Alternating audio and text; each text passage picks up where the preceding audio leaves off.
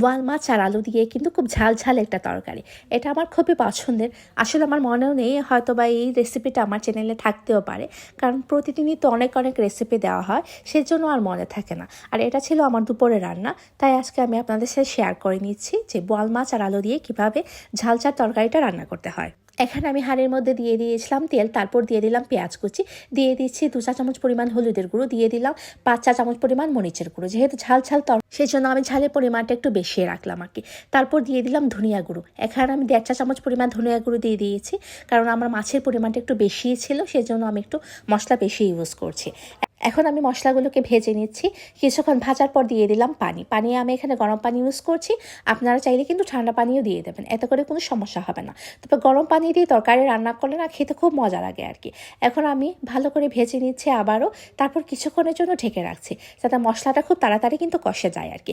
যখন দেখবো যে মশলাগুলো খুব ভালো মতো কষে গিয়েছে, তখন কিন্তু আমি মাছগুলো দিয়ে দেবো। অনেকেই দেখেছি কি আলু দেন, কারণ আমাদের বাংলাদেশে যে আলুগুলো পাওয়া যায় সেগুলো কিন্তু খুব শক্ত থাকে, আর আমাদের এই দেশের আলুটা না খুব সফট থাকে। সেজন্য আমি মাছগুলো আগেই দিয়ে দিই, কারণ যেহেতু আলুটা খুব তাড়াতাড়ি সেদ্ধ হয়ে যাবে, সেজন্য আগে মাছটাকে আমি কষিয়ে নিচ্ছি। এতে করে মাছটা খেতে কিন্তু মজা লাগবে। তারপরে যখন মাছটা দেখো কষে আসছে, তখন আমি আলুগুলো দিয়ে দিচ্ছি। আপনারা আপনাদের পরিমাণ বুঝে আলু দিয়ে দেবেন। আর আলু দিয়ে বোয়াল মাছের ঝোল, এটা যে কত মজা, না খেলে কিন্তু বিশ্বাসই করবেন না। জানি এটা অনেকে রান্না করে থাকেন, কিন্তু আমি আমার রেসিপিতে আপনাদেরকে দেখিয়ে দিলাম আর কি। তারপর আমি একটু ঝোল দিয়ে দিয়েছিলাম, ঝোল দিয়ে আমি আবারও ঢেকে রেখেছিলাম কিছুক্ষণের জন্য, যাতে মাছ আর আলুটা একদম সেদ্ধ হয়ে যায় আর কি, আর একদম কষে যায়। তারপর আমি আবারও ঢাকনা দিয়ে কিছুক্ষণ লাগিয়ে তারপর ঝোল দিয়ে দিয়েছিলাম। আপনারা আপনাদের পরিমাণ মধ্যে ঝোল দিয়ে দেবেন। এখন আমি কিছুক্ষণ পর ঢাকনা খুলে দিয়ে দিলাম ধনিয়া পাতা কুচি। হয়ে এলো আমার অতি সুস্বাদু ঝাল ঝাল আলু এবং বোয়াল মাছ দিয়ে তরকারি। আপনারা অবশ্যই এটা বাসায় ট্রাই করে দেখবেন।